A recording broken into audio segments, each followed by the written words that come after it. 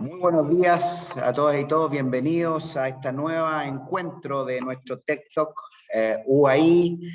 Mi nombre es Carlos Ramírez, director de Relaciones Internacionales de la Universidad Adolfo Ibáñez, y saludamos muy cordialmente a todos nuestros panelistas del día de hoy y participantes en este segundo encuentro en conjunto con nuestros socios estratégicos Tech de Monterrey, a quienes aprovecho de saludar y agradecer esta iniciativa que hemos desarrollado durante este año y que hoy día cumple en su segundo encuentro de estos diálogos internacionales, que va a continuar próximamente con un tercer diálogo asociado al desafío de mujer y ciencia. Pero hoy día, por cierto, nos convoca un tema tremendamente relevante, importante para nuestros países, para la sociedad, que es el tema de liberalismo y populismo, o populismo y liberalismo, como hemos denominado a este debate. Y sin más, quiero dejar a quien moderará este panel y generará este diálogo internacional entre nuestros dos académicos que serán presentados por ella. Me refiero a la doctora Francisca Rengifo. Francisca, buenas tardes, buenos días, bienvenida, y te ofrezco la palabra para que inicie la moderación de este encuentro entre nuestros dos panelistas internacionales. Muchas gracias. Muy buenos días a todos y todas. Gracias, Carlos, por la presentación. Muchas gracias a nuestros queridos socios del Tecnológico de Monterrey. Nos acompaña Guillermo Hidalgo y también Listey Espinosa, quien es una de nuestras panelistas del día de hoy. Ella es doctora en Ciencia Política y Relaciones Internacionales por la Universidad de Aberdeen, en Escocia. Es magíster en Relaciones Internacionales y Orden Mundial en la Universidad de Leicester, Inglaterra, y además hizo su licenciatura en Relaciones Internacionales en la Universidad Iberoamericana de México. Listey ha impartido la cátedra en áreas de Ciencia Política y Relaciones Internacionales, y actualmente es la directora de la carrera de Relaciones Internacionales en el campus Querétaro. También trabaja como analista de Modern Diplomacy.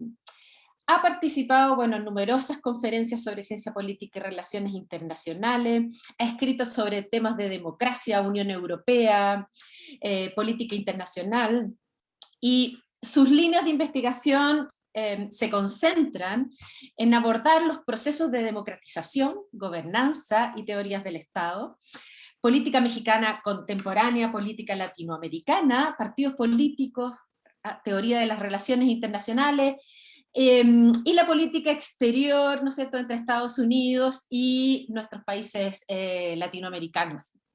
Muchas gracias, Listey, por acompañarnos hoy día. Junto con ella tenemos la participación también del panelista Cristóbal Belolio. Él es PhD en Filosofía Política del University College London de Inglaterra, es abogado de la Universidad Católica de Chile, y actualmente se desempeña como académico y profesor de la Escuela de Gobierno de la Universidad Adolfo Ibáñez.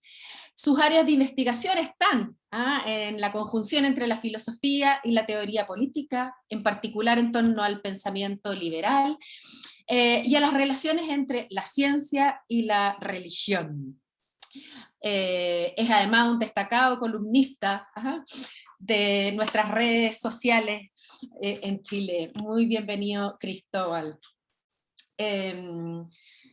Como ustedes ya saben, cada uno dispondrá en torno a 15 minutos para hacer sus presentaciones, y luego vamos a abrir nuestra conversación con el público, así es que estaremos recibiendo sus preguntas a través del chat y de la sección preguntas y respuestas que ustedes tienen en sus pantallas. Listey, si quisieras comenzar, la pantalla es toda tuya.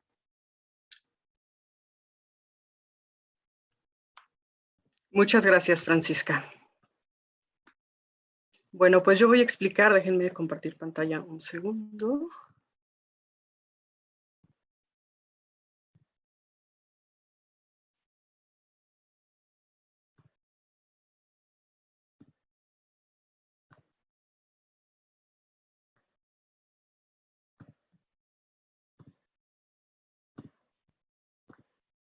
Y me pueden confirmar cuando ya la vean, por favor. Se ve ok. Perfecto. Ok, pues yo voy a empezar con una descripción muy breve de lo que es populismo y hacia el final de mi presentación me centré específicamente en el caso mexicano y un poquito lo que está pasando en caso mexicano con el nuevo gobierno de Andrés Manuel López Obrador. Y bueno, yo la titulé como el resurgimiento del populismo, un reto para la democracia. Y este tema de populismo es sumamente contemporáneo, sobre todo por la elección de diferentes líderes alrededor del mundo, empezando con Donald Trump de 2016. Esto trajo este tema especialmente a la vanguardia de la agenda política y esta combinación de líderes carismáticos que han sido elegidos en diferentes partes del mundo, que han aprovechado su coyuntura tanto nacional como internacional, así como esta propaganda atractiva, han hecho que el populismo poco a poco vaya abriéndose camino como una opción viable en democracias anteriormente estables. Sin embargo, pues bueno, Trump solamente es alguien que se unió a una lista bastante larga de líderes populistas en todo el mundo. Tenemos a Erdogan en Turquía, a Duterte en Filipinas, a Chávez, posteriormente a Maduro, Orbán en Hungría e incluso AMLO, que es el que vamos a hablar un poquito más tarde en el caso mexicano. Y en este aumento de estas actitudes populistas, ¿existe realmente un presagio como una desaparición para la democracia como tal y como la conocemos? Es importante aquí mencionar que el populismo no es algo nuevo, el populismo no es algo que surgió en años recientes. El surgimiento del populismo ha existido en diferentes variedades y en diferentes... ha habido diferentes tipos de movimientos populistas desde el pasado. Estados Unidos y Rusia, por ejemplo, tuvieron algún tipo de populismo en el siglo XIX, por lo que se puede decir que efectivamente este tipo de surgimiento o este tipo de nuevo surgimiento de populismo no debe causarnos sorpresa. Esto es un movimiento que ha estado presente a lo largo de toda la estructura del sistema político y del sistema internacional desde hace muchísimos años. Sin embargo, creo que hay algo que sí nos debe empezar a preocupar y es una diferencia sustancial entre el populismo del pasado, y el populismo que estamos viendo ahorita. El populismo del pasado, si nos vamos a Estados Unidos en la década o en el siglo XIX, era un populismo que era intrínsecamente nacional. Y este populismo que estamos viendo recientemente está tomando un peligroso trasfondo internacional. Es realmente antidemocrático y esa es una discusión que podríamos tener durante muchísimas horas. El populismo en sí es este discurso en el que se expresa esta concepción maniquea del mundo. Debemos entender al populismo como este discurso en donde la política, o se entiende a la política como un discurso permanente entre el bien y el mal. Y es justamente esta lucha, una noción unificada en la que el pueblo generalmente representa una virtud y por otro lado, aquel antipueblo, o muchas veces se ha llamado élite, como se les ha llamado en muchísimos sistemas políticos contemporáneos, incluso en el caso de México, representa justamente este vicio, esta anticorrupción y todo este mal gobierno que se está tratando de reparar. El populismo es importante, es un término polisémico que lleva consigo muchísimos usos y muchísimos sentidos que se le han atribuido en diferentes contextos y en diferentes momentos. Depende mucho aquí del autor que ustedes lean. Por ejemplo, para Rosanvallon, el populismo es un régimen de pasiones y el populismo es este régimen que le da ciertos sentidos particulares a la democracia y a la representación popular. Laclau, por ejemplo, por otro lado, considera que justamente este populismo encarna la lógica de la política democrática.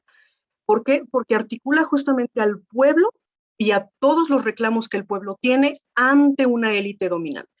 Por otro lado, si nos vamos con Wieland, él concibe el populismo como una estrategia de lucha de poder, impulsada obviamente por un líder carismático, impulsada por una población que está desligada de un partido tradicional, y es justamente quizá esta última definición de Wieland que nos puede ayudar a entender el por qué los partidos populistas actuales están ganando tanto poder a nivel internacional. Perdón. Y también quisiera hablar un poquito sobre esta concepción ideacional o discursiva, que lo mencionan estos dos autores, Y esta concepción es realmente una concepción un poco más nueva, y es justamente este populismo que se ha establecido como una alternativa de un amplio potencial de las ciencias sociales. ¿Y qué tiene esta concepción ideacional? 3 características. La concepción maniquea del mundo, donde todo puede reducirse a una lucha permanente entre bien y mal. La concepción del pueblo, en la que se adopta esta forma de una comunidad homogénea y virtuosa. Y por el otro lado es esta élite que es corrupta y viciosa por definición. ¿Cuál es la principal ventaja de este enfoque ideacional o discursivo? Que nos ayuda a identificar los mínimos atributos que nosotros podemos considerar como necesarios o como suficientes para considerar como populista a un discurso político o a un régimen político. Esto nos va a permitir describir y explicar mucho mejor aquellas consecuencias de este discurso. Este enfoque obviamente no niega de ninguna forma que el populismo tenga consecuencias materiales o sustanciales y que incluso vaya en detrimento del desarrollo político o desarrollo social. Lo que hace únicamente es preguntarse cómo y por qué se están dando estos nuevos discursos populistas. Y analizando este tipo de movimientos sociales, analizando, por ejemplo, el uso de estos líderes carismáticos y cómo poco a poco la erosión de estos partidos políticos tradicionales justamente está corroborando o está ayudando a esta concepción ideacional y discursiva del populismo. Y otra ventaja que tenemos de esta concepción es justamente que no se asume de entrada que el populismo sea atribuido a políticos de izquierda o de derecha, porque eso es bien importante. El populismo existe en ambos espectros del sistema político. Sean nacionalistas, sean neoliberales, sean socialistas, la visión populista ante esta visión o esta concepción ideacional entiende que el populismo es flexible y versátil y capaz de adaptarse a varios sistemas políticos y a varios espectros de este discurso político.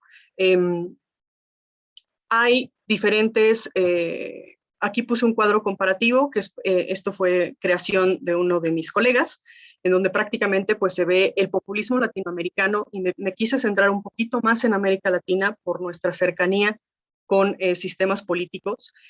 Y como ven, pues hemos tenido gobiernos populistas desde hace mucho, ¿no? Y una de las características del populismo latinoamericano, especialmente en cuanto a política y definición de políticas, es un Estado intervencionista con políticas sociales y políticas económicas. Y aquí tenemos, por ejemplo, el caso de México. El caso de México lo tuvimos desde 1930, 1940, 1950, y el más obvio fue Lázaro Cárdenas, pero bueno, si nos vamos a los diferentes estados latinoamericanos, tenemos ejemplos muchísimos de populismo clásico. Ideologías nacionalistas, esta es otra de las características de un populismo en América Latina, y una conducción personalizada del poder. En el caso de México, como lo vamos a ver un poquito más adelante, se dio justamente este hiperpresidencialismo, en donde la figura del presidente y esta conducción personalizada del poder le dio un toque un poquito diferente al aspecto populista en México.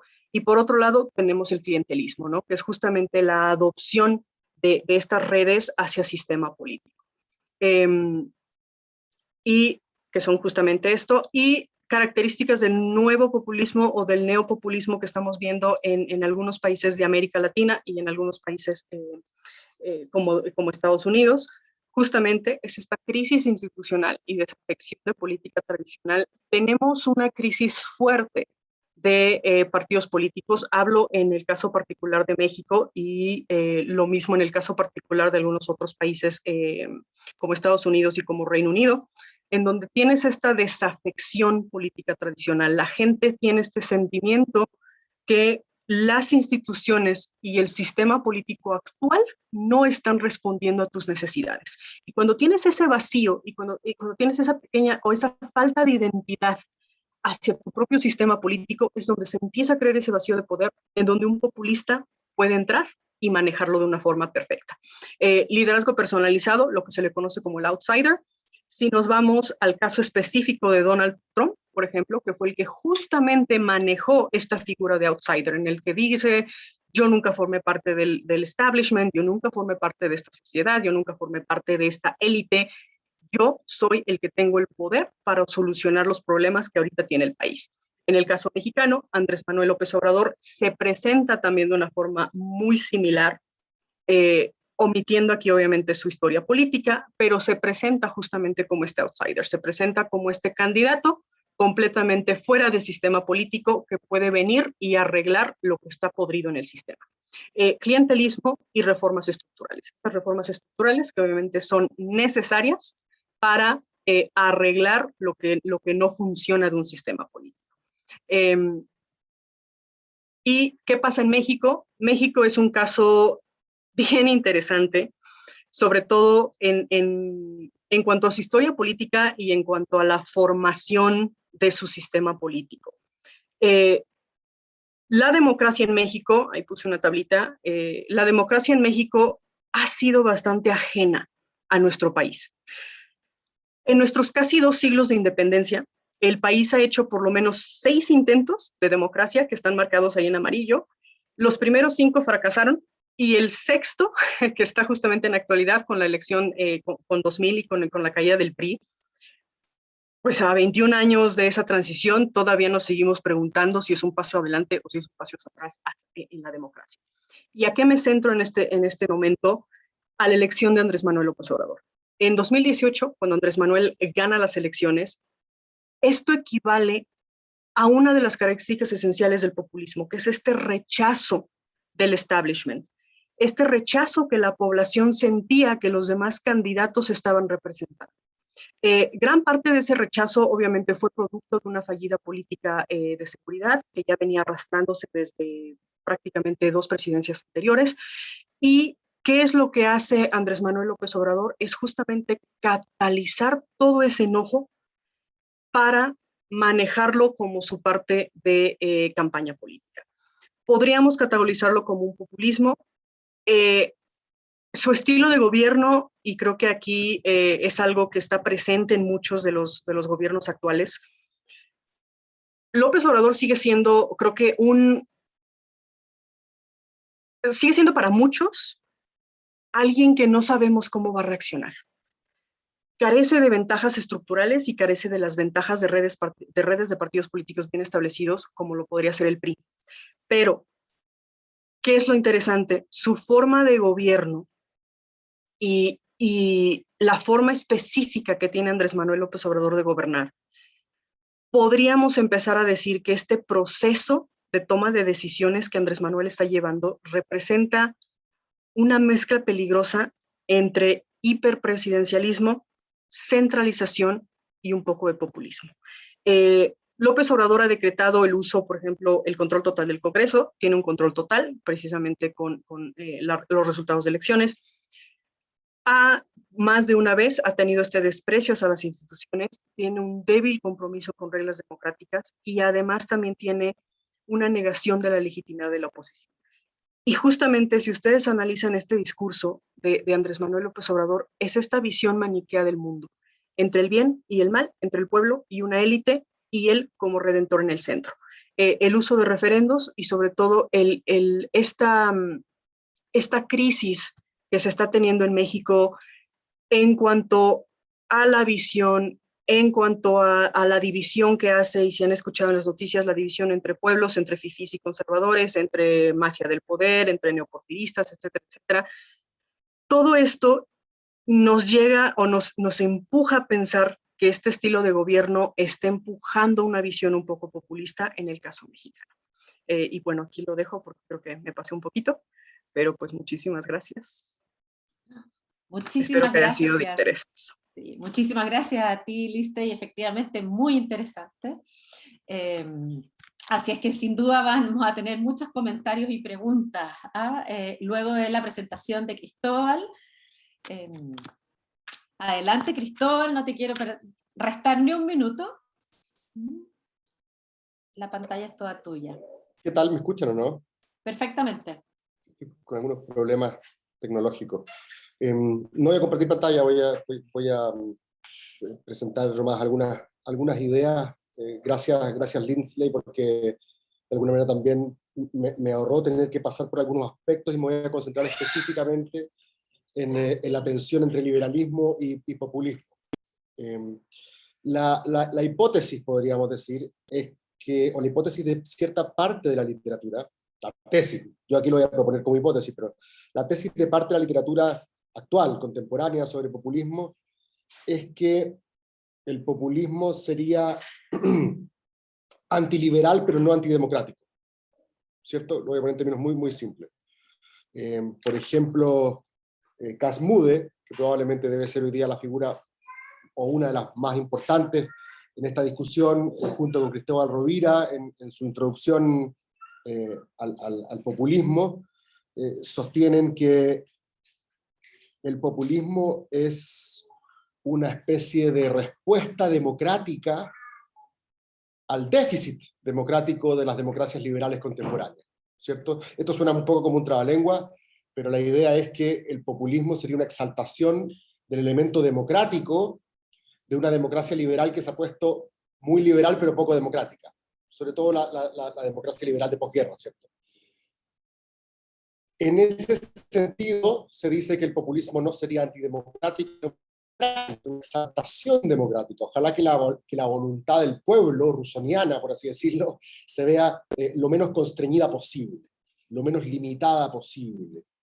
Por lo tanto, la fijación de las instituciones del constitucionalismo liberal por los contrapesos, por mecanismos que de alguna manera limiten la voracidad de las mayorías contingentes parlamentarias en defensa de las minorías o los derechos individuales, esos serían aquellos aspectos de la democracia típicamente liberal que el populismo resistiría, ¿cierto?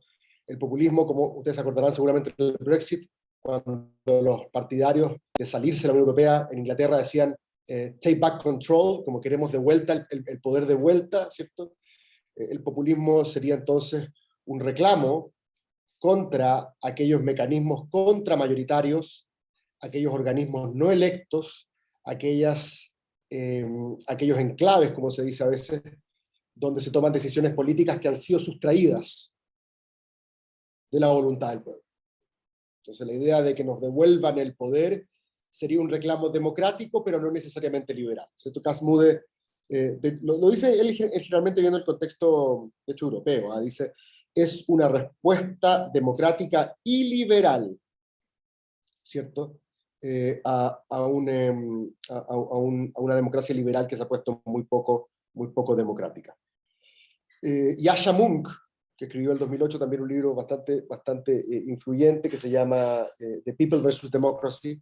Yascha Mounk dice, las democracias liberales, ¿cierto? Como las conocemos, están llenas de pesos y contrapesos que supuestamente le impiden a una parte tener demasiado poder, y la idea es que obviamente se reconcilien los intereses de distintos grupos. Pero, dice Yascha Mounk, en la imaginación de los populistas, la voluntad del pueblo no requiere ser mediada, ni tampoco requiere ningún tipo de compromiso o negociación, ¿cierto?, con las minorías. En ese sentido, dice Yascha Mounk, básicamente en la misma línea de Mude, dice, los populistas son profundamente democráticos. De hecho, mucho más que los políticos tradicionales. Ellos creen que el demos, que el pueblo debe gobernar, pero también son profundamente iliberales. A diferencia de los políticos tradicionales, dice, el populismo no acepta las instituciones independientes, ¿cierto?, ni los derechos individuales en la medida que ellos puedan limitar o constreñir la voz del pueblo. Es la misma línea que Mude. Y acaba de salir un libro también que ha sido muy influyente, que ya termina por consolidar esta definición de populismo como democracia liberal, que es el de Takis Papas, que se llama justamente Populism and Liberal Democracy. Y Papas dice que la conceptualización del populismo del pueblo, ¿cierto?, este pueblo virtuoso al cual hacía referencia Lindsley, básicamente genera 4 elementos, ¿cierto? El primero es que este pueblo forma una potencial mayoría.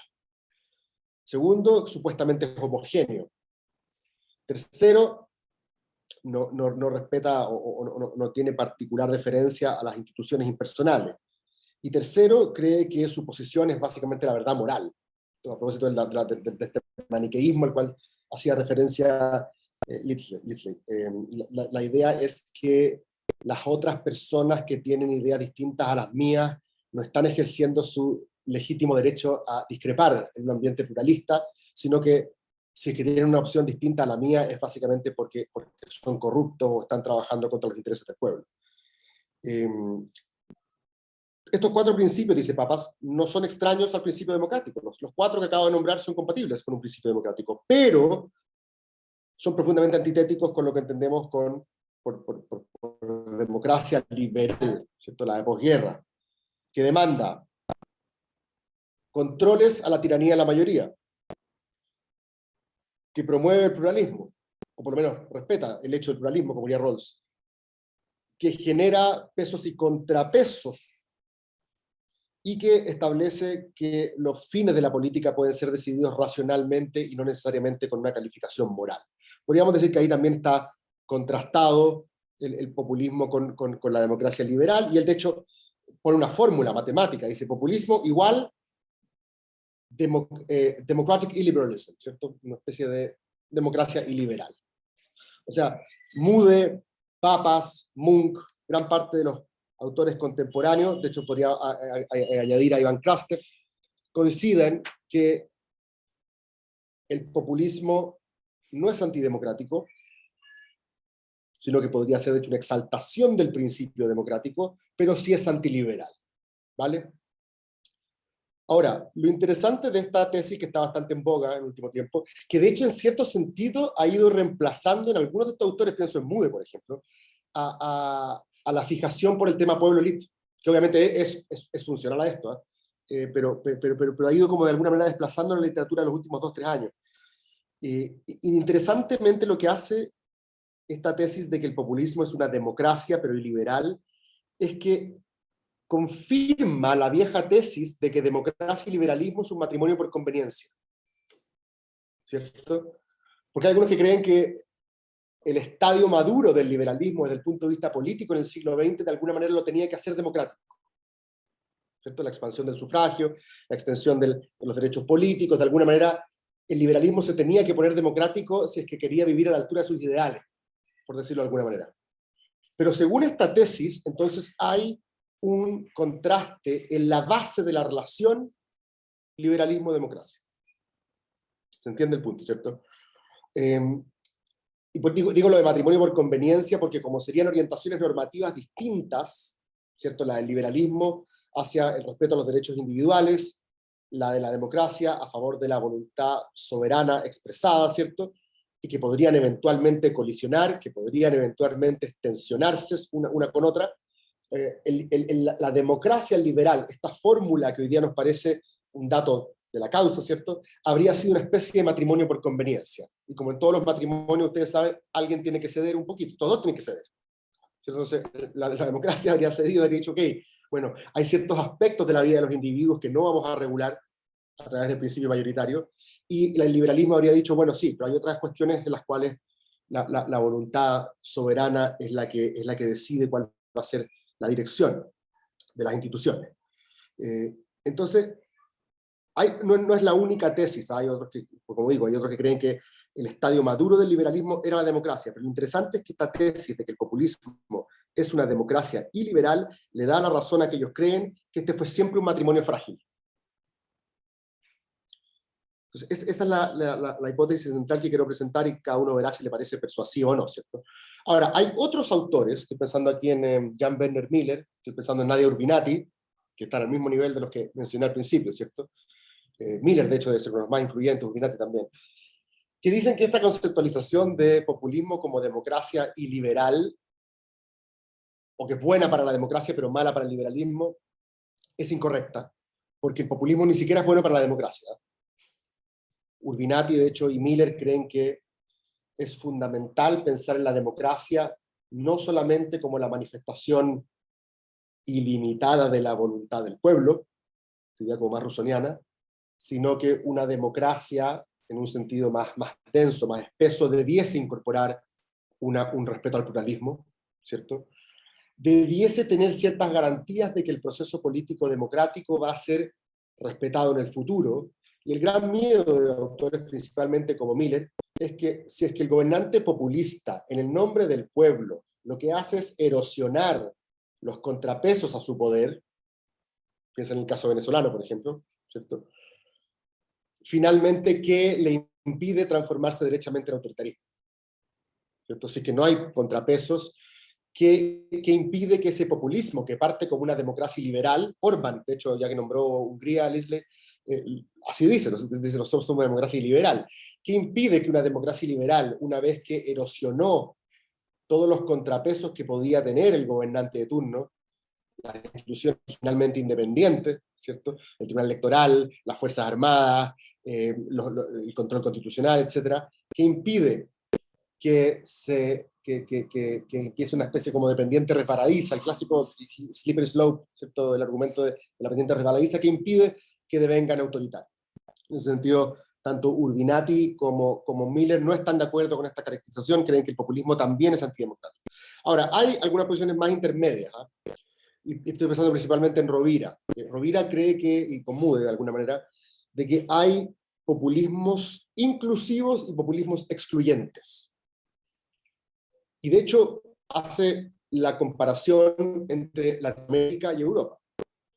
Los populismos excluyentes son aquellos que construyen la noción de pueblo excluyendo a los otros, que en este caso en Europa son usualmente los inmigrantes, ¿cierto? Y por lo tanto es más probable que te encuentres con nacionalismos nativistas de derecha, como había explicado Leslie, que es lo que refleja esta idea de que el populismo puede ser de izquierda y de derecha.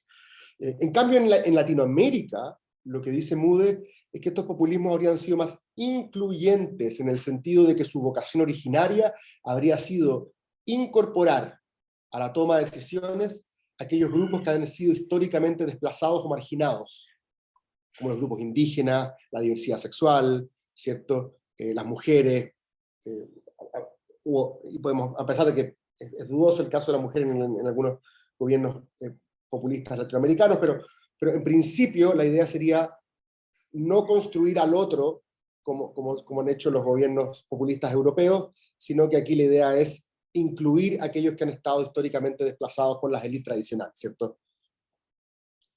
Lo que transforma también en un populismo bastante identitario, que es muy interesante, ¿eh? Porque si en principio el populismo es homogéneo culturalmente, eso creo que entra en cierta tensión con reconocer un populismo más bien identitario, que reconoce ciertas trayectorias identitarias que han sido sistemáticamente desplazadas o oprimidas, y justamente por eso requieren hoy día mayor protagonismo en el espacio público, ¿cierto?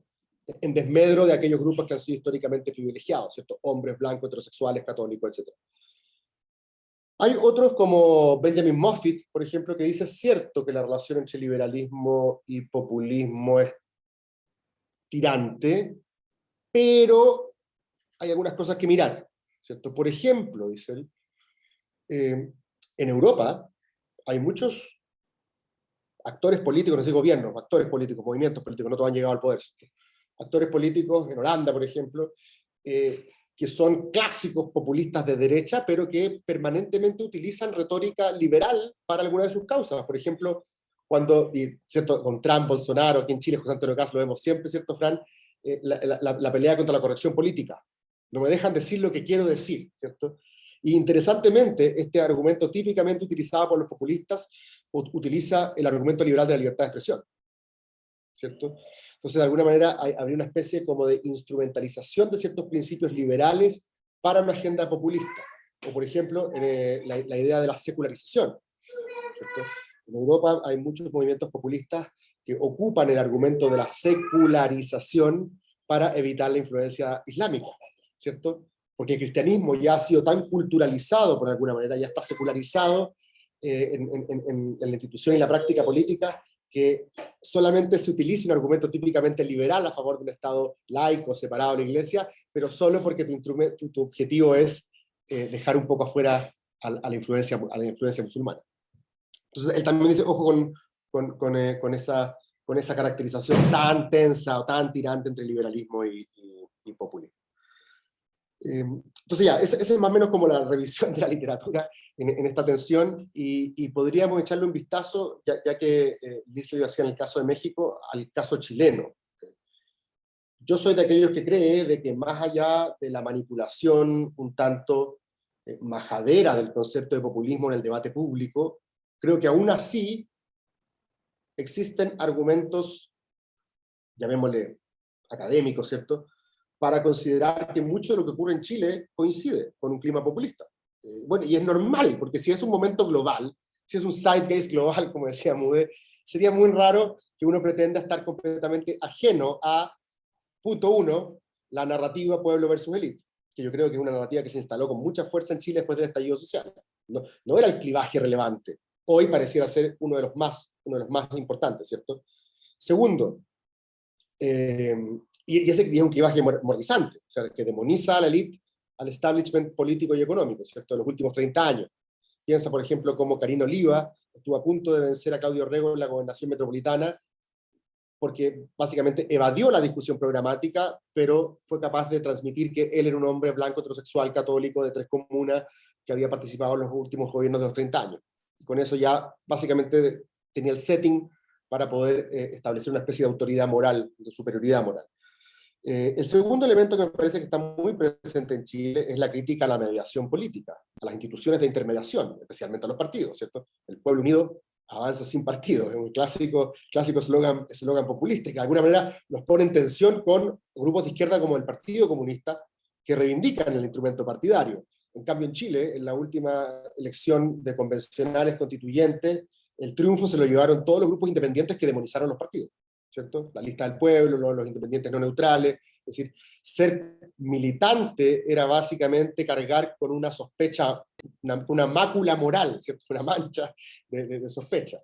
En tercer lugar, en Chile me parece que también está presente esta idea de una exaltación democrática para que haya los menos contrapesos posibles a que se manifieste la voluntad del pueblo, ¿cierto? En Chile pasa algo bien interesante respecto al estallido. El estallido social comienza cuando un grupo de expertos no electos, que se atribuye un saber técnico, emite un veredicto, ¿cierto? Dice que debe subir el precio del transporte, y eso genera finalmente una protesta, una rebelión que termina siendo casi insurreccional, y mucha gente dice, bueno, ¿y quiénes son estos tipos? ¿Quiénes los eligieron? ¿En base a qué racionalidad? ¿Cuáles son esas cuestiones que no se pueden discutir? La idea, bueno, tiene que ver con otras cuestiones, ¿cierto? Pero la idea que hoy día existe respecto de la posibilidad de democratizar el Banco Central y la política monetaria, la idea de que no hay la idea de que no haya una Corte Constitucional que limite la voluntad legislativa, la idea de que revisemos los tratados internacionales, es decir, todos aquellos elementos típicos de una democracia liberal que, según el liberalismo, por buenas razones limitan la voluntad del pueblo, son las que están en tela de juicio en el momento político chileno actual. Y agregaría, de hecho, un cuarto punto, Fran, si me permites, que es esta crítica que le hace Chantal Mouffe a esta idea bien rawlsiana, habermasiana de la democracia deliberativa, que es un poco la crítica que le hace Mouffe a la tercera vía de Tony Blair, que es que tomaron los fines de la política que dejó instalada Thatcher, ¿cierto? Como si los fines ya estuvieran determinados y la única discusión se limitaba a la racionalidad de los medios, y de alguna manera es la misma crítica que le hace el Frente Amplio y parte de la izquierda hoy día en Chile a sus padres, a la concertación, ¿cierto? Como, ustedes sencillamente administraron un modelo, no lo discutieron, se fueron quedando en silencio, como diría Daniel Mansuy, y lo que hoy día nosotros queremos es discutir todo. Y para discutir todo, no me pases gato por liebre diciéndome que ya existe un consenso racional. Si es que es necesario que tú y yo enfrentemos nuestros intereses, bueno, bienvenido sea. Esta idea del agonismo, que sería una especie como de versión positiva del antagonismo, un conflicto productivo de alguna manera, pareciera ser hoy día una condición sine qua non de la legitimidad de las instituciones. O sea, si nuestro proceso constituyente actual no tiene agonismo, no hay paraíso. O sea, debe incorporar una dimensión agonista para que la gente sienta que no solo no fueron los sospechosos de siempre, que se llevaron la pelota para la casa, sino que además ahí realmente hubo tensión, contraste, y no hubo un grupo básicamente que tuviera prefiguradas, precocinadas, como se dice, las respuestas. Entonces me parece que todos esos elementos de alguna manera confirman hasta cierto punto la tensión que hay entre lo que podríamos llamar una tradición de populismo constitucional y una tradición, la que estamos acostumbrados, de liberalismo constitucional, ¿cierto? Que generalmente pone más contrapesos y sustrae de la voluntad del pueblo ciertas decisiones en resguardo de derechos individuales o de la racionalidad técnica, versus esta fuerza más populista constitucional que quiere que el pueblo sea el que retome el control y tenga la menos cantidad de limitaciones posible. Gracias. Muchas gracias, Cristóbal.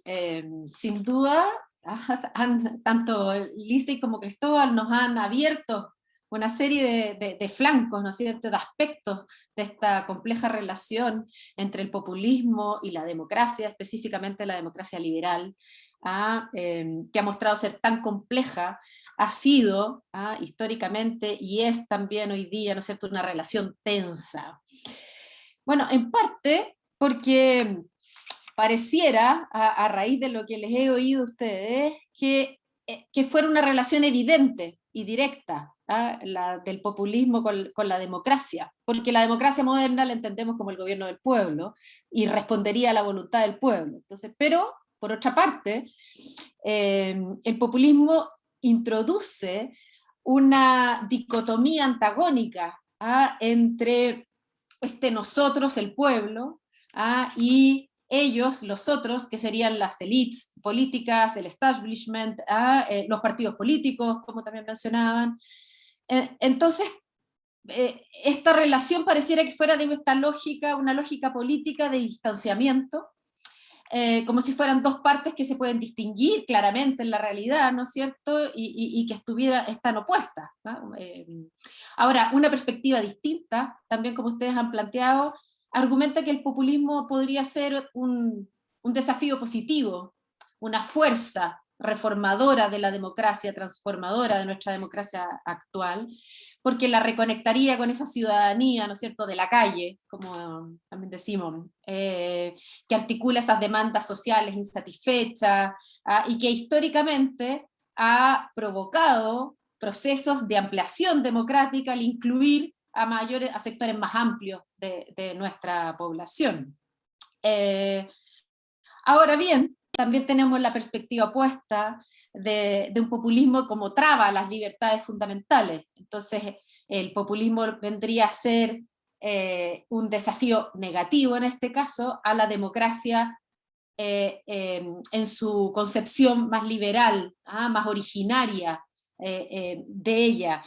Y yo quisiera preguntarles, para abrir la discusión, y ya también tenemos varias preguntas de nuestros participantes aquí en el chat, de si, más que hablar de involución democrática o evolución democrática, no estamos ante dos narrativas que son una la contracara de la otra, una narrativa progresista de la democracia respecto, ¿no es cierto?, de la cual el populismo vendría a ser este desafío transformador, positivo, versus su contracara, pero que no pueden existir una sin la otra, que es esta democracia que está en crisis, que está experimentando un proceso de declinación, y entonces el populismo vendría a ser como una de las fuerzas que agudiza la crisis, que la radicaliza. Entonces hay como una leyenda rosa y una leyenda negra aquí, y la pregunta que les quería decir es, bueno, no es con cuál nos quedamos, porque si tú vas a... No, esa sería una pregunta ya más ideológica, que desde un espacio académico en que nos queremos preguntar, bueno, el por qué y el cómo de lo que estamos experimentando y estamos como tratando de elaborar. Entonces, puede ser el populismo una excusa para explicarnos una serie de crisis políticas, económicas, sociales, etcétera. Puede ser también como una estrategia, una fuerza de transformación. ¿Cuánto de nuestras experiencias específicamente latinoamericanas, como también Cristóbal y Lizzy han reseñado el caso mexicano y el caso chileno, nos permiten entender y observar mejor lo que está pasando, antes de juzgar lo que está pasando. Lista, y no sé si tú quisieras comenzar agregando, Cristóbal, Sí, para gracias, luego Francisca. plantearle las preguntas que tenemos aquí en el chat. Perfecto, pues yo lo veo, creo que sí, efectivamente hay una relación, hay una simbiosis, y yo lo veo como una simbiosis entre democracia y populismo. Porque justamente como lo mencionó, se estuvo mencionando en la presentación y mencionó Cristóbal, el populismo en sí no es contrario a la democracia. El principio de populismo, de darle este poder al pueblo, de darle este poder de decisión al pueblo, no es contrario a la democracia.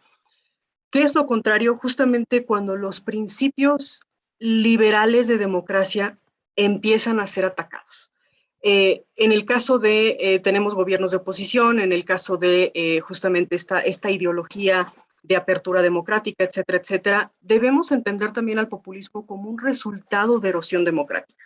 Y erosión democrática que ha estado presente no solamente en América Latina, sino en gran parte de Europa, Estados Unidos y en muchas democracias que anteriormente se consideraban estables. Pero ahora bien, ¿hasta qué punto esa democracia efectivamente era estable?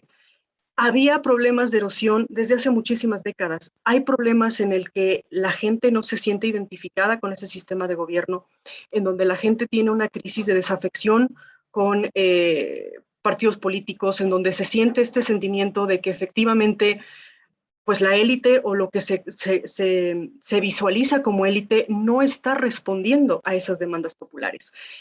¿Cuál es el problema que yo veo en el caso latinoamericano en específico y en el caso mexicano, que creo que es el que yo tengo mucho más experiencia? Es que este populismo, debido a nuestro sistema político que nosotros tenemos, se está concentrando digamos, en una combinación muy peligrosa, que es autoritarianismo y centralización de poder. Entonces, es justamente esta concentración de poder que nosotros tenemos en el líder, donde se empiezan a limitar contrapoderes, se empiezan a limitar libertades civiles, se empiezan a limitar oposición, se empieza a limitar cierta libertad de expresión, etcétera, etcétera, que muchas veces conlleva en la creación de un régimen híbrido. Y esto es lo que estamos viendo en muchísimos de los países latinoamericanos en este momento, en donde efectivamente estos regímenes híbridos utilizan instrumentos democráticos como elecciones y utilizan instrumentos democráticos como referendo. Pero, ¿cuál es el problema? La mala utilización de esos recursos. ¿Y cómo entonces podemos entender que yo sí efectivamente yo vería el populismo como una consecuencia natural de erosión democrática y como una consecuencia de esta crisis que se está sufriendo a nivel mundial de partidos políticos, de democracia y de identificación de nuestros ciudadanos con élites políticas y con partidos políticos y con instituciones? Gracias, Lista y Cristóbal. Sí, es interesante hacer una distinción, no sé si metodológica o no, pero entre el plano conceptual y el plano más normativo, ¿cierto? Porque desde el punto de vista conceptual, fíjate que yo no veo que haya tanta diferencia entre lo que podríamos llamar la literatura liberal de Mude y Rovira y la literatura radical de Laclau y Muffe respecto de la conceptualización del fenómeno, ¿cierto? Porque de hecho, como acabo de mencionar, Mude y Rovira no creen que el populismo sea antidemocrático. Creen que es democrático, pero es antiliberal, ¿cierto? Como bien mencionó Lindsay, Laclau, Muffe creen que es una radicalización de la democracia, o sea, están de acuerdo en la dimensión conceptual. Donde está la discrepancia, pareciera ser, es en el nivel normativo. Si tú eres liberal y crees que esos contrapesos juegan un rol, que son relevantes para evitar el autoritarismo, que son relevantes para asegurar los derechos de las minorías, por ejemplo, que son relevantes para asegurar el pluralismo, entonces obvio que esa radicalización democrática va a ser normativamente vista como algo malo. En cambio, si a ti te parece que no es tan relevante esas prevenciones tradicionales del liberalismo, y que es muy positivo que esa voluntad popular se exprese de la manera menos constreñida posible, aunque sea una voluntad putativa, ¿eh? Porque muchas veces ni se pregunta. A veces hay plebiscito, a veces hay, pero muchas veces ni siquiera se pregunta. Cuando Chávez dice, yo soy el pueblo y ustedes son Chávez, esta relación como bien simbiótica que hay entre el líder carismático y el pueblo en el populismo, pareciera no haber necesidad de preguntar a través de un mecanismo electoral. Tú ya lo sabes, tú ya conoces la voluntad del pueblo, ¿cierto? Entonces, en ese sentido me refiero a putativa. Entonces, lo que me parece interesante aquí es que como que de alguna manera hay que elegir campos. Cualquier persona que se reconozca relativamente cercano a esta idea de liberalismo, o de liberalismo político, de democracia liberal, como la he esbozado yo, probablemente considera que esta radicalización democrática es peligrosa, ¿cierto? Aunque acepte que en algunos, que en cierto sentido puede producir correctivos, ¿ah? Yo no lo descarto, incluso desde mi liberalismo yo no lo descarto. Hay una analogía que pone Arditi en un libro de Panizza sobre el populismo, que él dice que el populista es como un invitado maleducado que llega a comer a tu casa y no cuida las formas, ¿cierto? Come con la mano, dice, flirtea con las señoras de los otros invitados, o sea, es un tipo que no cuida las formas, no le interesa, come con la boca llena, se cura, dice, temprano, pero dice un par de verdades, ¿cierto? Entonces, de alguna manera, las formas tratan de contenerlo, ¿cierto? Pero algo de lo que él dijo quedó dando vuelta y fue importante para romper un cierto cinismo, un cierto hermetismo que había, o sea, está, creo, esa relación ambivalente. Yo como estudioso, digamos, recién del populismo, hace unos años atrás, todavía no tengo una gran teoría al respecto, no sé, pero sí creo entender, por lo menos en el caso chileno, de que si este es un momento populista, no lo es solamente por la acusación a las élites de los últimos 30 años, sino que lo es también porque hay una crítica a las estructuras de mediación política, y en cierto sentido esa crítica puede tener fundamento. Los partidos son fundamentales para la democracia, lo sabemos, pero si es que capturan el poder, no producen procesos de conectan con la ciudadanía, ¿qué más va a esperar, cierto? Y me parece que también tiene un cierto sentido esta idea de una población que se considera meramente espectadora de las decisiones que toman organismos no electos, ¿cierto? Ahora, lo de no electos, sabemos, Frank, que también es lo mismo que decían en el Brexit respecto a los burócratas de Bruselas, ¿cierto? Indirectamente a los del Parlamento, ¿cierto? Indirectamente nosotros también elegimos los consejeros del Banco Central, indirectamente, ¿cierto? Elegimos nuestros parlamentarios, que a su vez los eligen a ellos, es indirectamente sí, pero pareciera haber una demanda por mayor democracia participativa, llamémosle así, que no necesariamente es directa, pero a veces se superpone, que yo creo que es atendible. No creo que sea la panacea ni mucho menos, ¿ah? De hecho, los países en los cuales han avanzado en mayores niveles de democracia directa no han mejorado necesariamente los niveles de calidad de la política o percepción de la gente, pero pareciera que ahí hay algo relevante y me parece que la democracia liberal de posguerra tradicional debe ser capaz de incorporar, absorber, ¿cierto? Y no sencillamente despachar peyorativamente como usualmente se hace respecto al populismo.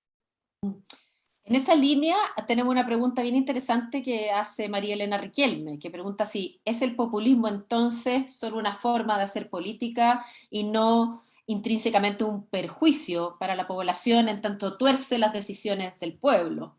Y esa pregunta la conecto con otra que también enfatiza qué vías de participación popular pueden encauzar entonces beneficiosamente una democracia agonista, como la han llamado Cristóbal, que no sea la representación política. ¿Aguantaría la legitimación democrática un no revisar la crisis de representación?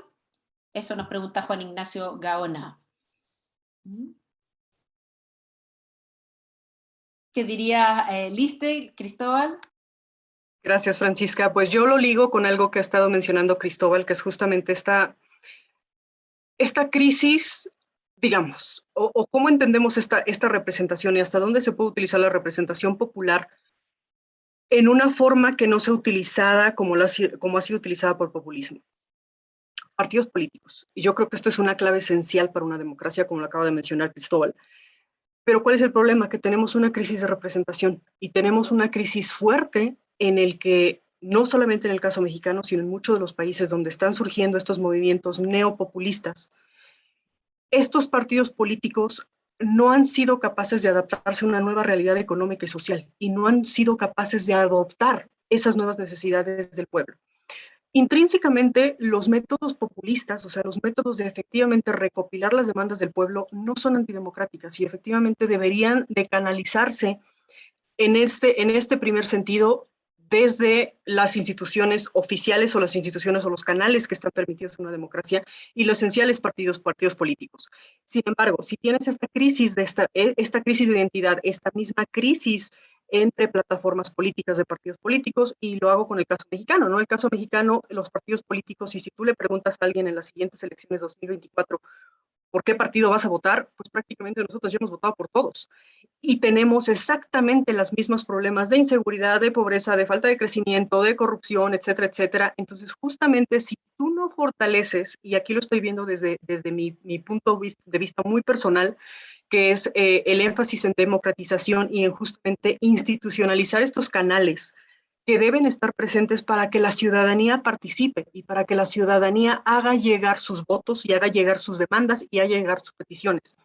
No hay una plataforma como tal para justamente esta sociedad civil acceder a política pública.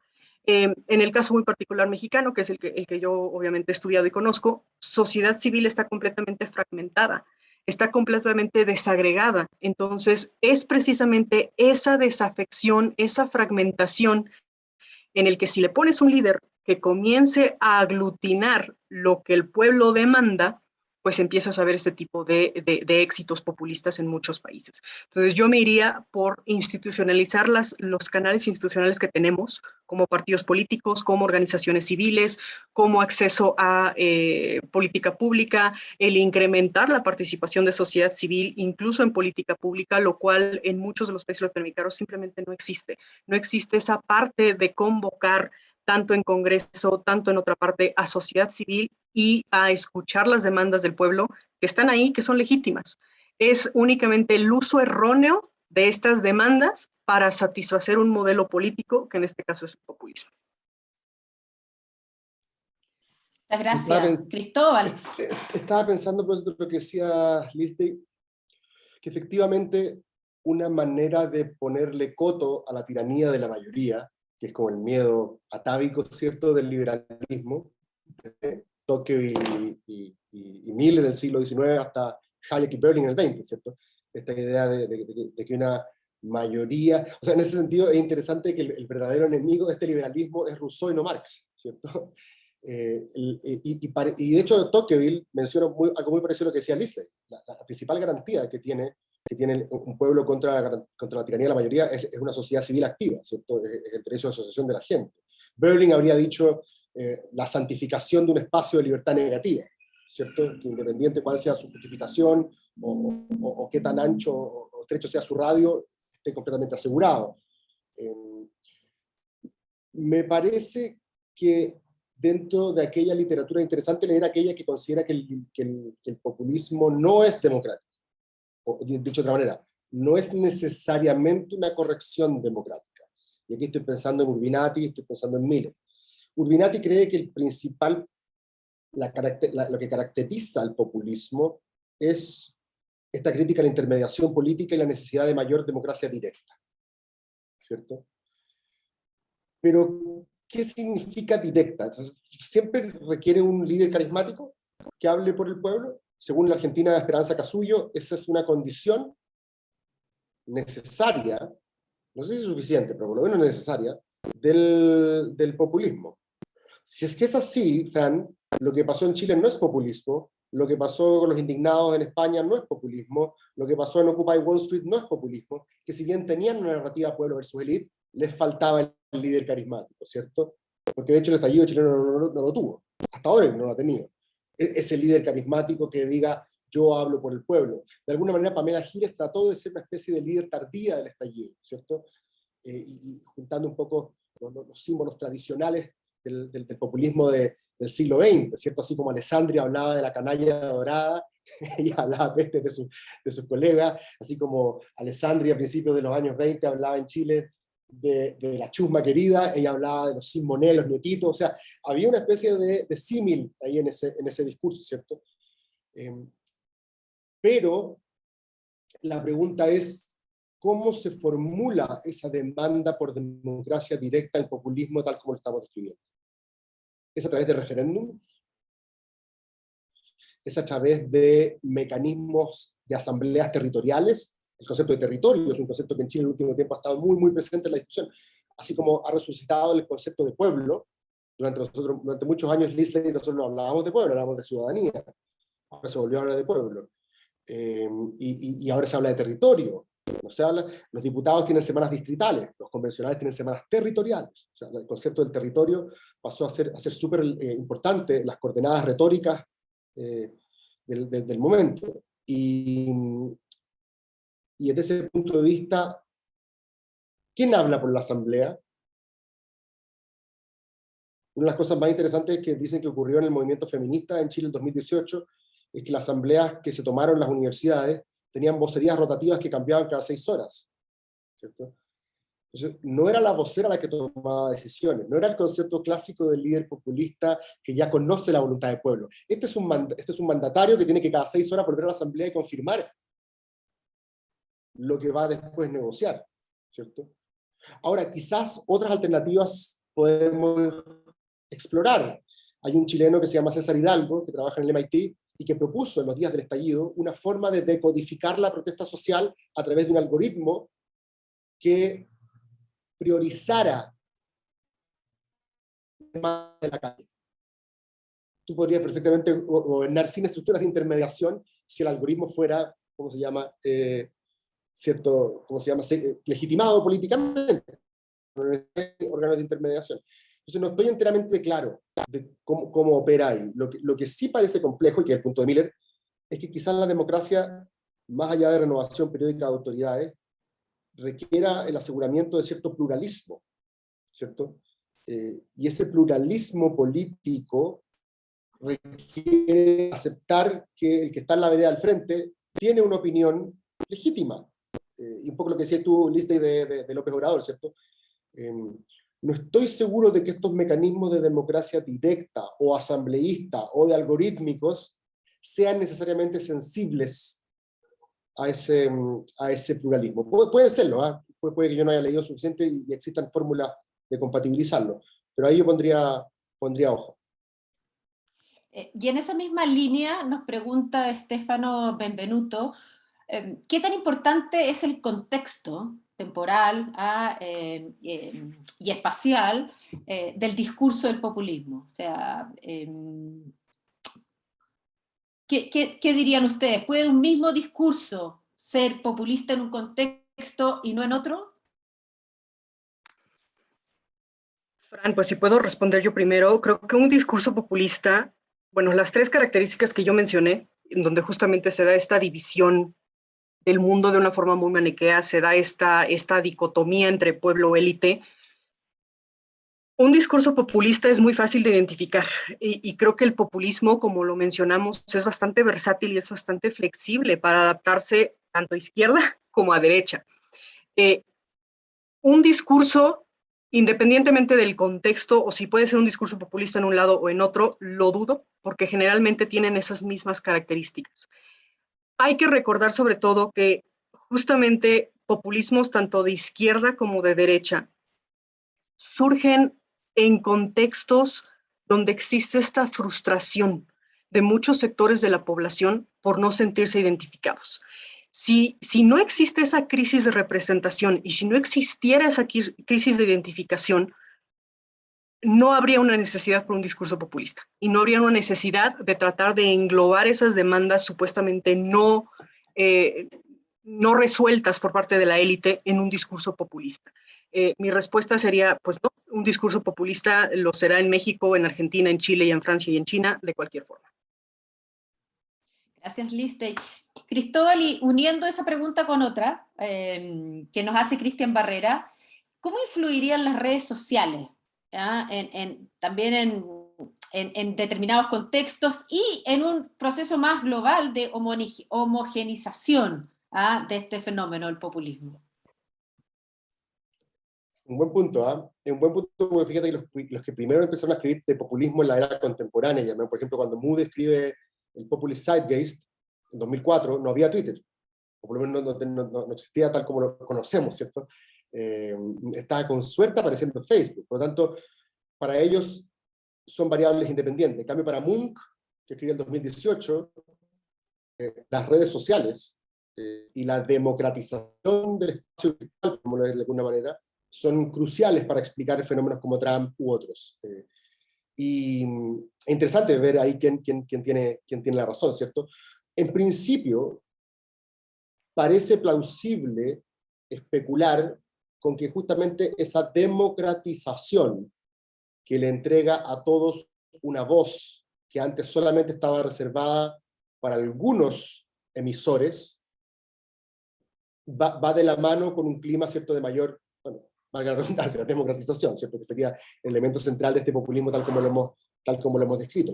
Ya no son solamente unos pocos los que entregan mensajes, sino que hoy día todos somos emisores y receptores al mismo tiempo, ¿cierto? Se controla menos lo que se dice y por lo tanto también el fenómeno de la fake news, todo eso pareciera ir un poco asociado. Lo segundo es que en la red tú y yo somos iguales, por lo tanto tus credenciales epistémicas son irrelevantes, ¿cierto? Una doctorada en historia como tú, te aparece un tipo de repente y te dice tú estás equivocado, yo algún día leí que, listo, no hay ninguna manera de zanjar esa diferencia, ¿cierto?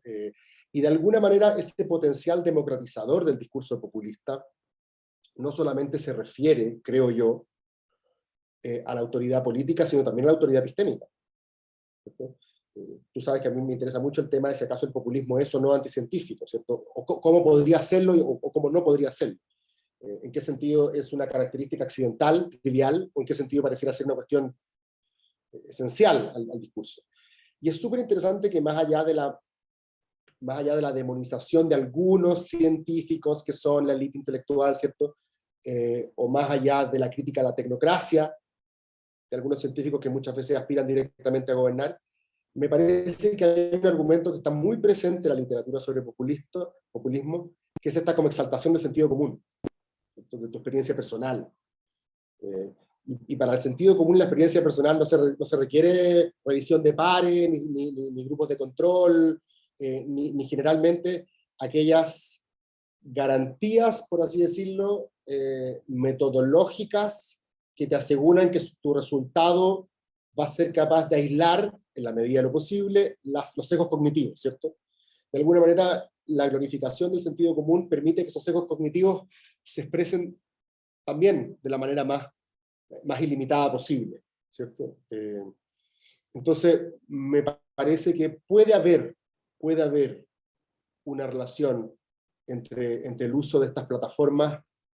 Hay un teórico de las comunicaciones que se llama Silvio Weisbord, que ha escrito harto sobre esto, que él considera que está muy ligado. Yo creo que es una teoría plausible. Pero hay otra cuestión que te quería mencionar sencillamente sobre el estilo, ¿ah? Porque como bien académicamente Listey distinguió y dijo, aquí estamos hablando del enfoque ideacional sobre populismo, y alguien de los que preguntó recién, Fran, hablaba del estilo, si acaso era solamente un estilo. Bueno, hay otra parte de la literatura que considera que el populismo es un estilo nomás. No es una ideología delgada, como diría Casmir, sino que es una forma de vincularse, ¿cierto?, con las prácticas del entorno, donde se disputa la formalidad y se glorifica lo popular, ¿cierto? De hecho, en Chile estaba hace poco Piero Stigui, que creo que ahora está en Argentina o en Canadá, no sé dónde está, y Pierre cree que el mejor ejemplo de populismo no es ni Perón, ni más allá de que sí lo son en algunos sentidos, es Abdalá Bucaram en Ecuador, ¿cierto? Él decía que en Chile, cuando yo le preguntaba, esto fue hace muchos años atrás, si acaso José Antonio Kast podía ser, ahora todo el mundo cree eso, pero hace muchos años atrás ya parecía que José Antonio Kast tenía esta narrativa anti-migración, antiglobalista, anticorrección política, y a mí me parecía que de alguna manera se estaba configurando un discurso muy parecido al de Trump y Bolsonaro, y Piero Stigui en su enfoque, el del estilo, ¿cierto? Él decía, no, porque es demasiado formalito, es rubio y anda con terno.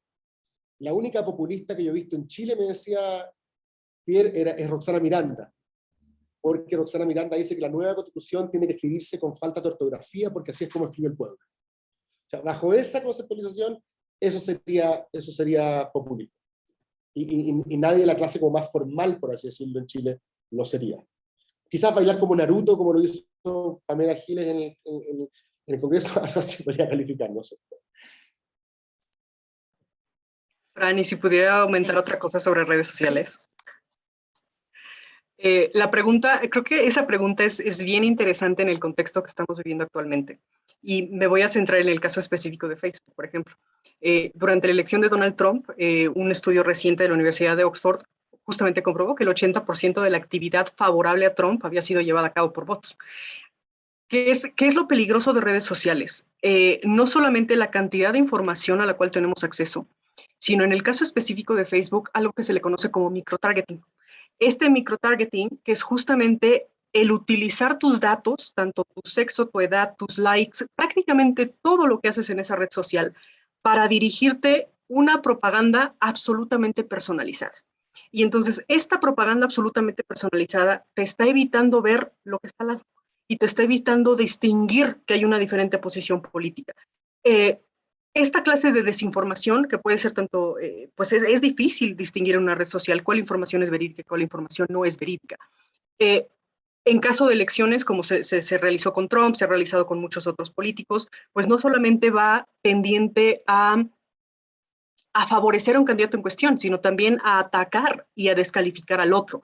Entonces, cuando tenemos esta microtargeting y esta propaganda personalizada en un clima de división política, en un clima de polarización, como el que se dio en Estados Unidos en 2016, en el que se está dando en el caso de México en 2018, es justamente cuando tienes esta combinación bien peligrosa entre candidatos populistas, desinformación, propaganda personalizada y sobre todo esta división y polarización política que pueden tener consecuencias pues bastante graves para democracias occidentales.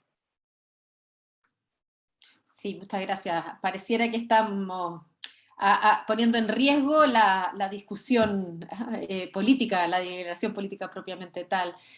Nos quedan aún un par de preguntas. ¿Podríamos tener tiempo para hacerlas? Espero que sí. Nos pregunta Uros Ugarkovic, perdón, Uros, me cuesta siempre pronunciar tu apellido.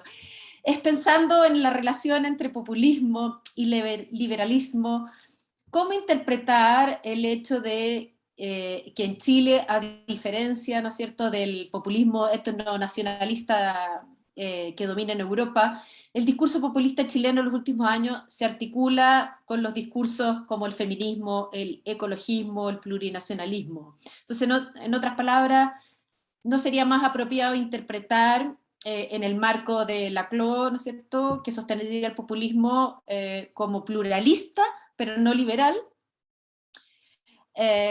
O bien se podría decir que el populismo, el de izquierda en Chile, efectivamente contiene raíces de liberalismo. Cristóbal y luego Listey, podría ser interesante ver también esta pregunta desde la perspectiva mexicana.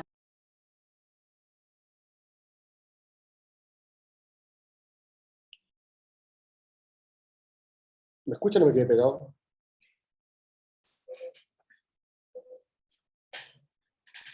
Te escuchamos, Cristóbal, adelante. Ahí sí, ya. Es una muy buena pregunta, Si es que es cierto que el populismo es necesariamente la exaltación de la voluntad de un pueblo homogéneo, vamos a tener problemas para poder reconciliar esa noción con la diversidad, con la exaltación identitaria que menciona uno, ¿cierto? Eso es evidente. Entonces tenemos dos posibilidades. Una sencillamente es descartar que lo que tengamos nosotros en Chile sea populismo, justamente porque no es homogéneo.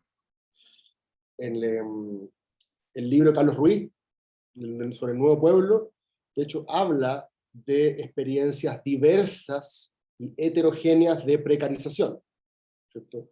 muy en línea con lo de la Clau, ¿cierto? Que es una posibilidad, ¿no? Una posibilidad de decir, bueno, lo que estamos teniendo en Chile sí es populismo, pero no del que señala Bernard Miller, que es antipluralista, sino que sería un populismo que admite la diversidad en la conformación del pueblo. Porque la gracia que tiene es el enemigo común, ¿cierto? Es una encadenación, creo como lo dice la Clau, de demandas diversas, pero que se dirigen contra un antagonista común, que es el establishment político y económico que obstaculiza la realización de estas demandas. Yo creo que si es que uno mira, por eso decía hace un rato, Frank, que tanto desde un punto de vista conceptual liberal como conceptual radical, hay elementos populistas en el clima actual chileno. Cosa distinta es después cómo tú evalúas eso, ¿cierto? Si tú eres un laclauniano o un mufiano, ¿cierto? Vas a encontrar que es estupendo. Deberías encontrar que es estupendo, ¿cierto? Es bueno que estemos pasando por un momento populista, porque significa que es un momento antioligárquico, que es un momento plebeyo, diría Camila Vergara, ¿cierto? Y por lo tanto sería positivo. Ahora, la pregunta, más allá de la literatura, que plantea Uros es muy interesante. ¿Es compatible el populismo con lo que voy a llamar el identario, o con el momento identitario, la política de las identidades? Porque la política de las identidades tiene algo como fragmentario, ¿cierto? Tiene algo como que desintegra porque pide que cada grupo tenga un reconocimiento en base a esas coordenadas particulares. No es liberal, porque no es individualista, no es universal, no es igualitarista, ¿cierto? Y de hecho compensa injusticias históricas a través de acciones afirmativas, por lo tanto, no es estrictamente liberal, pero podría ser compatible con el populismo. Y yo creo que él un poco da el clavo, ¿eh? Si es que tú ocupas un marco más laclauniano, ¿cierto?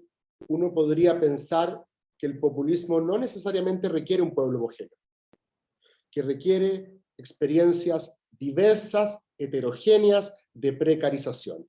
Y en ese sentido, entra, creo yo, el análisis interseccional, que es un aporte del feminismo que no estaba pensado para el populismo, ¿cierto?